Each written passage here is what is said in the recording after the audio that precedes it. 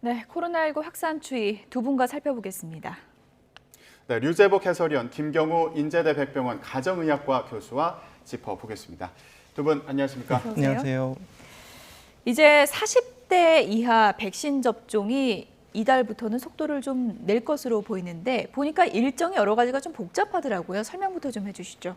그 8월에 맞는 것 중에 이제 덩어리가 가장 큰 게 이제 18살부터 49살까지. 근데 그분들은 이달 26일부터 맞습니다. 26일. 그러니까 사실은 본격적인 접종은 9월이라고 봐야 되겠죠. 예. 어쨌든 이달 26일에 시작된다는 것.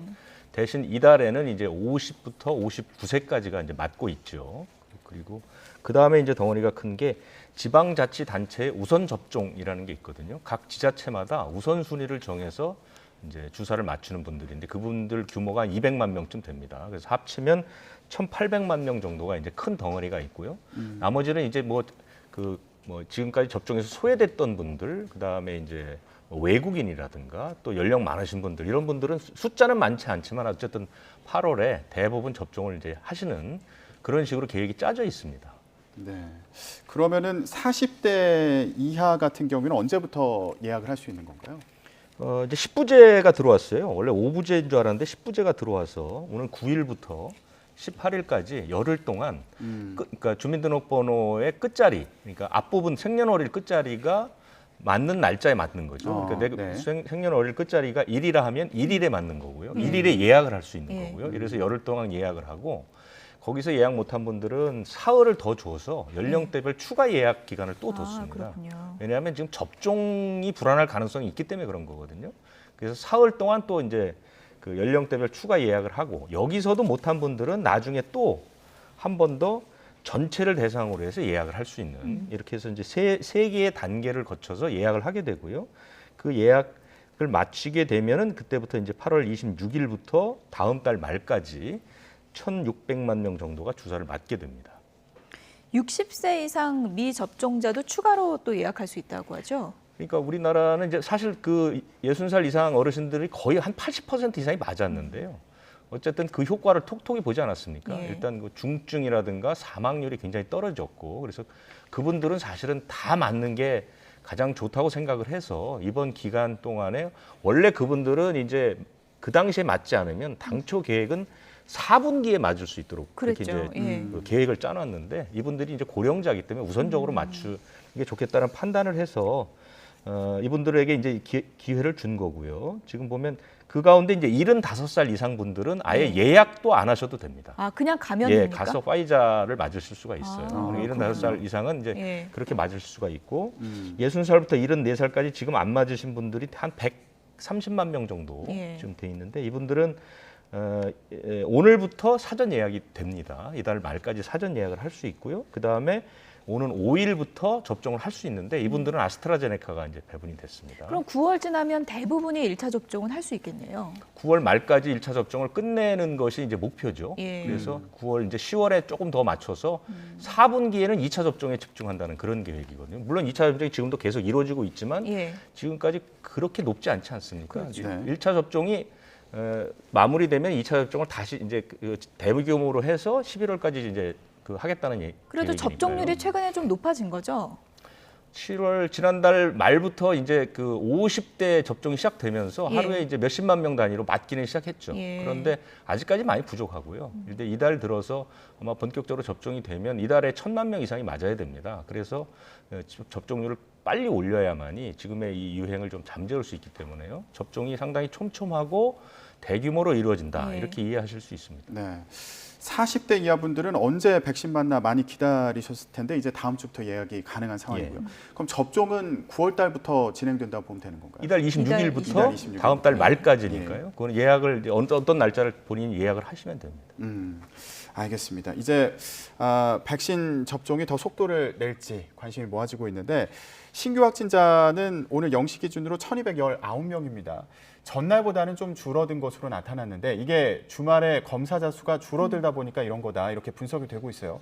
그러면 확산세는 아직 꺾이지 않았다 이렇게 보면 되는 건가요? 네, 그렇게 봐야 될 것 같고요. 오히려 이제 진단이 지연되시는 분들이 계시게 되면 그분들이 추가적인 N차 전파, 뒤늦게 확인되면서 오히려 더 확진자가 많아질 수 있는 효과가 나타날 수가 있기 때문에 검사 건수 대비 양성이 나오시는 분들의 비율을 보게 되면은 일단 주간 평균으로 봐서도 계속 최근 들어서 증가세에 있었고, 그리고 지난주 같은 경우에는 2주 전과 비교했을 때 검사 건수 자체가 한 10에서 20% 정도 적었거든요. 그렇기 때문에 지난주에 나온 어떤 우리 신규 일일 평균 확진자 수가 비슷하다고 해서 안심할 수는 없겠고, 특히 이제 오늘 같은 경우에도 주말이나 휴가 때문에 검사 건수가 줄었다면은 그 영향이 아마도 이제 8월 초 다음 주나 다다음 주쯤에 또 확진자 증가세로 나올 수가 있겠고요.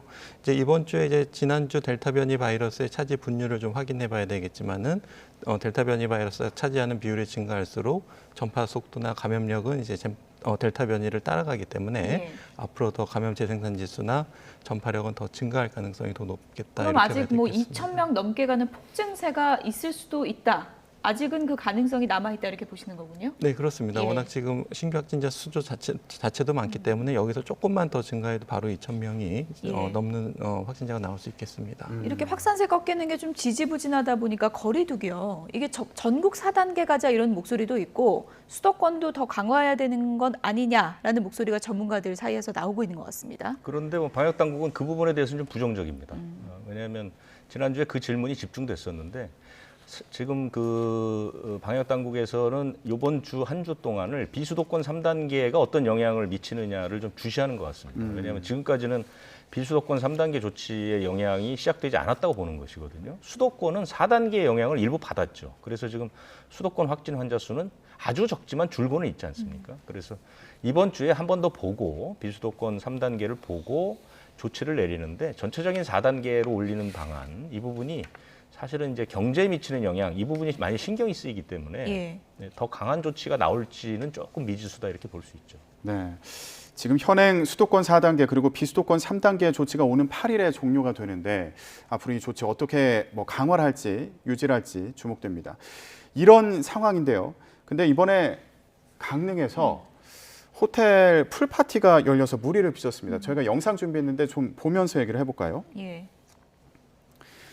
양양에서도 얼마 전에 이런 일이 있었죠. 예, 그런데 이번에는 강릉입니다. 얼핏 강릉에 봐도 있는 사람이 굉장히 많네요. 예, 대형 호텔인데 지금 풀파티, 수영장에서 파티가 열린 모습을 보고 있습니다. 예, 행사를 열지 않겠다 이렇게 했는데, 그러니까 지금 지자체에서는 행사를 열지 마라 이렇게 얘기한 상황이었던 거죠.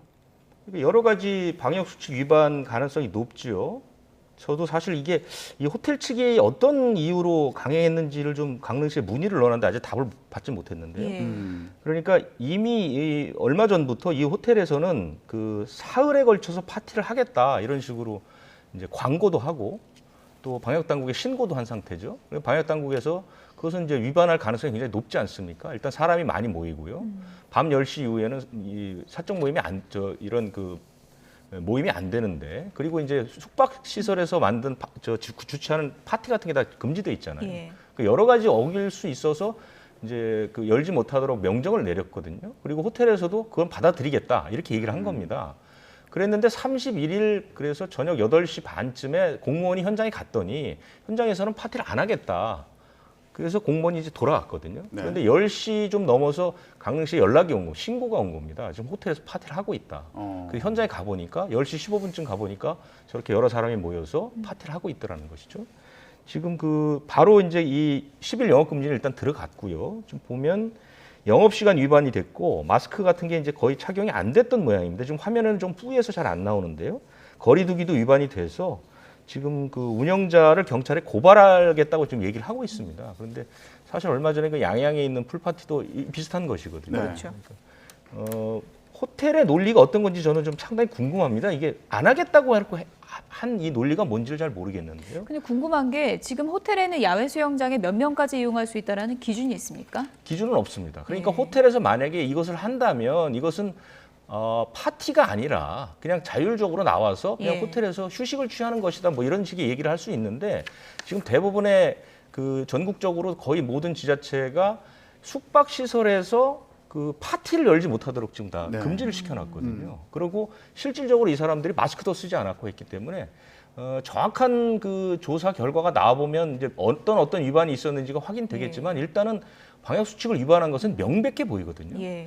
그랬는데 왜 호텔이 저런 것을 강행했는지는 좀 이해가 안 됩니다. 네, 풀파티 화면 좀 다시 한번 보여주시면 좋을 것 같은데요.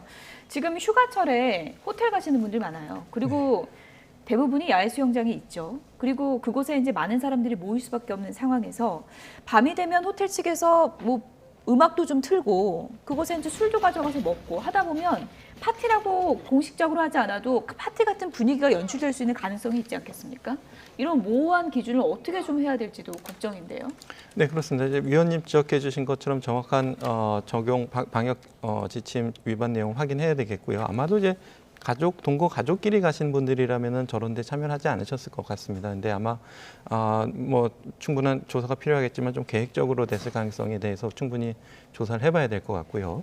그다음에 말씀하신 것처럼 대부분 국민분들은 아마 이제 충분한 거리두기라든지 또 호텔 측에서 이제 시설 관리 측면에서 방역 수칙을 제시한 것에 충분히 지켜주실 것 같고요. 뭐 과태료를 떠나서 감염됐을 때 위험성이라든지 또 추가적으로 이제 구상권이 청구되는 문제라든지 이런 것 때문에 아마 이렇게 대놓고 방역 수칙을 위반하는 사례들이 전국적으로 많지는 않을 텐데 이번 사건은 좀 충분히 좀 조사를 해봐야 될 것 같고 또 다른 지역에서도 이와 같은 유사한 사례가 발생하지 않는지 또 보다 좀 고의적으로 했다면 저도 보다 좀 철저한 예방책과 단속이 좀 필요할 것 같습니다.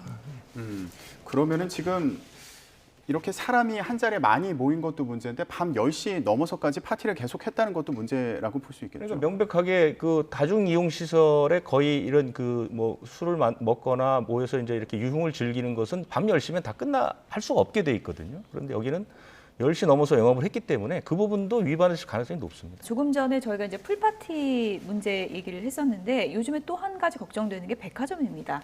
부산 센텀에서 매장에서 관련 확진자가 줄줄이 나왔는데 이번에도 보니까 또 직원 휴게실이 문제더라고요.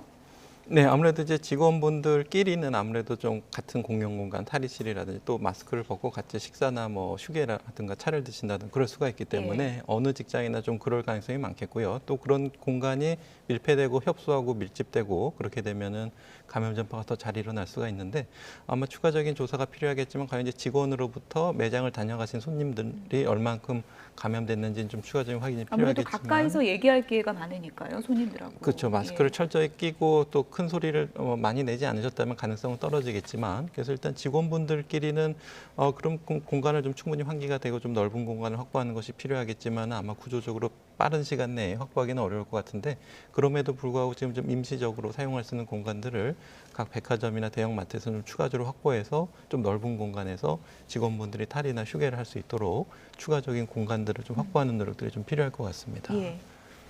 네, 그러면 직원분들 같은 경우에도 좀 자체적으로 주의를 기울일 수 있는 부분이 있다면 뭐가 있을까요? 네, 일단은 적극적으로 예방 접종을 맞으셔야 되겠고 선제적인 검사, 그러니까 증상이 있으신 경우에도 검사를 하셔야 되지만 또 물론 출근하시면 안 되겠고 또 증상이 없다고 하더라도 주기적으로 PCR 검사를 통해서 음성인지를 확인하시는 것들이 필요할 것 같습니다. 유재복 위원님께 끝으로 간략하게 이 부분 좀 여쭤볼게요. 이제 8월에 워낙에 이제 백신 예약하고 맞는 분들 많아지니까요. 네. 백신 예약할 때요, 날짜에 몸 컨디션이 좀 안 좋거나 미열이 있을 수도 있고요. 그런 경우에 날짜를 좀 바꾸는 게 좋은가요? 아니면 또 바꿀 수 있는 건가요? 그건 맞으면 안 되죠. 특히 이제 컨디션이 가장 좋은 날, 그러니까 방역 당국에서 얘기하는 것은 컨디션이 가장 좋은 날 맞는 게 가장 좋고 예약한 당일에 아침에 몸이 안 좋으면 바로 연락해서 그러니까 자기가 맞을 그 의료기관에 연락을 해서 연기가 가능합니다. 그것은 4분기로 넘어가는 게 전화로 아니라 하면 되나요? 여기는? 그렇습니다. 전화해도 되고 뭐 찾아가셔도 되고 그래서 몸이 안 좋을 때 맞게 되면 특히 열이 많을 때 맞으면 아주 안 좋거든요. 그러니까 열 많으시면 절대 맞지 마시고 연기를 하시면 쉽게 정해진 날짜에 다시 맞을 수가 있습니다. 다시 한번 백신 예약 날짜 잊지 말아야 될 것 같고요. 그리고 이제 백신 맞는 날 컨디션도 잘 체크하시기 바랍니다. 유재복 해설위원 그리고 김경우 인제대 백병원 가정의학과 교수 두 분이었습니다. 고맙습니다. 네, 감사합니다.